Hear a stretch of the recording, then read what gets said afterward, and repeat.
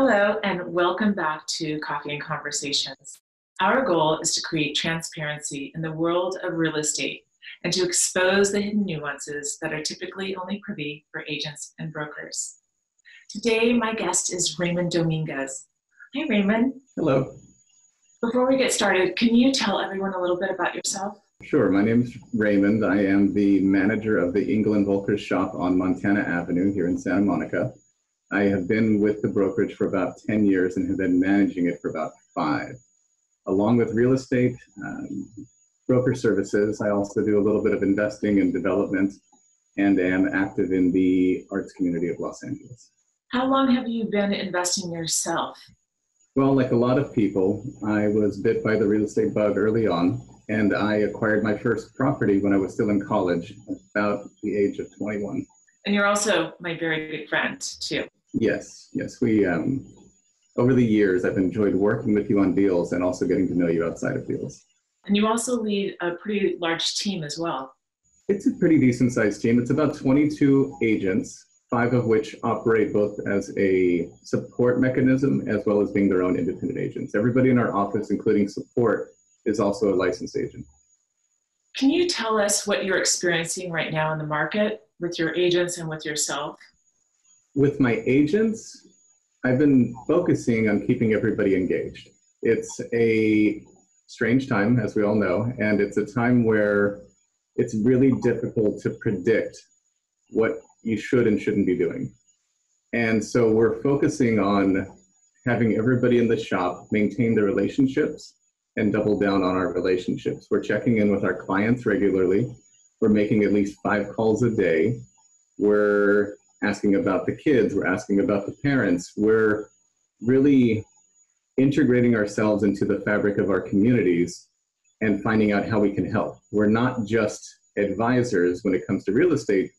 We're there for people in the strangest transitions of their lives. Oftentimes people come to us when they're in a separation, in a divorce, or somebody's passed away.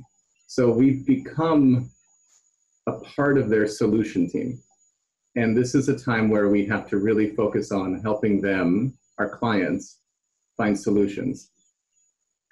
That's really, it's interesting. I'm experiencing a very busy time in my business, and the profile of what my job is for my clients is changing dramatically. It's so much more entailed now. I'm doing things, I'm servicing my clients in a way that is completely outside of the scope of what I've done before in the past. And I don't know if you're feeling that with your clients as well too, and your agents, but I feel good about that. It's kind of an exciting time because our repertoire is expanding so quickly. 100%. So we just talked about this in our last meeting, which we're now doing on Zoom. Our typical 10-minute conversation with a client, we're expanding out to become a 45-minute check-in. It's not just, what can I do in regards to real estate? It's, how are you feeling? How are you holding up? How's the family? So we're expanding our participation in our clients' lives to a degree where we're not just, again, real estate agents. You know, real estate agents get a bad rap anyway. We are now, again, a part of the solution team. We're here to guide them through the strangeness of the times and to be a listening ear, not just to do a task, but to be there for them in all ways. Yeah, I'm noticing they have lots and lots of questions. And of course, the main question that I'm being asked quite often now as they're deciding how they're going to move forward in this time is, how is the market? That question is a loaded question even in the best of times. How the market is doing is, it's such a subjective experience how you participate in the market. Every individual could have a good time in this market, could have a bad time in this market. It's really almost pointless to have some sort of prediction about what will be next year or the year after or the year after. The individual experience is what we have to focus on.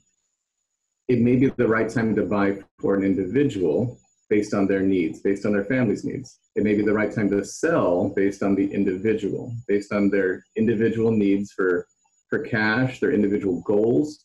It's not really a productive exercise to predict what will happen in a year when we're in an unprecedented time where we can't even tell what's going to happen in a month.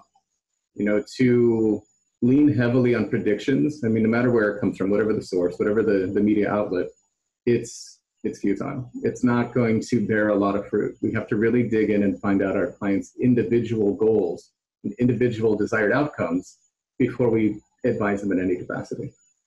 Yeah, I have a lot of buyers right now that are out there looking and buying because their needs have changed so dramatically over this period of time, and things have become much more important for them.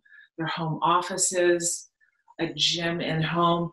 So they're out there looking, and it's incredible. I don't know if you're having the same experience with yourself and agents, but even getting in inspectors to be able to get in to look at the homes, and I'm in multiple offers and going over asking price. It's busy out there. Truly, it is a busy time because we're all readdressing our home environments, and we're all thinking about the future of work and what it may be like to require an individual, home office for each person in the family, including students. We're having to rethink the use of space. And now that we've spent a lot of time at home, we're rethinking how it feels to be in our homes. Not just the outward appearance for when you have guests over, but how it actually feels for you as an individual when you're on a call, when you're reading a book, when you're enjoying the space. It's important. It's important that we all love our homes. Yeah, I think that's what is driving this kind of surge in so many buyers out there looking for expanding their home.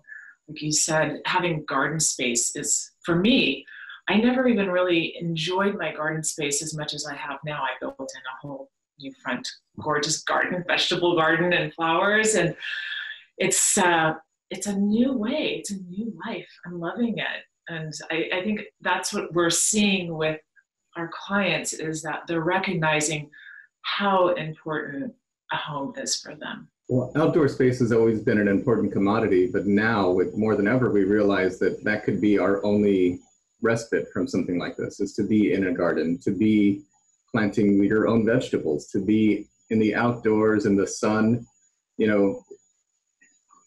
This time has really refocused us on what's important, and a lot of that is being outside.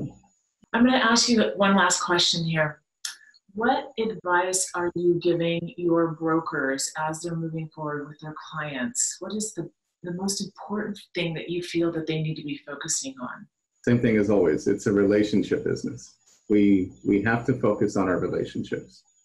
Maintaining our relationships, our friendships, and our place within the community where we participate, where we are excited, where we interact with people on a even non-real estate basis. As you know, I have a big love of the arts, and so I dig in deep to that community because I find a lot of resonance with those people. So finding what excites you and finding the groups of people in Los Angeles and the international community that you can really support, not just on a real estate level, but somebody that you get excited about being around. So focusing on relationships, focusing on your communities, focusing on your interests, all those things are valuable, and they've always been valuable. And even in the strangest of times, they're extra valuable. Thank you so much, Raymond, for joining us today. Your insight is very valuable to all of us, brokers, agents, buyers and sellers, investors. My pleasure. I'm happy to be here. Thank you for inviting me. And for the rest of you, thank you all for tuning in. And if you haven't subscribed to my channel, please do.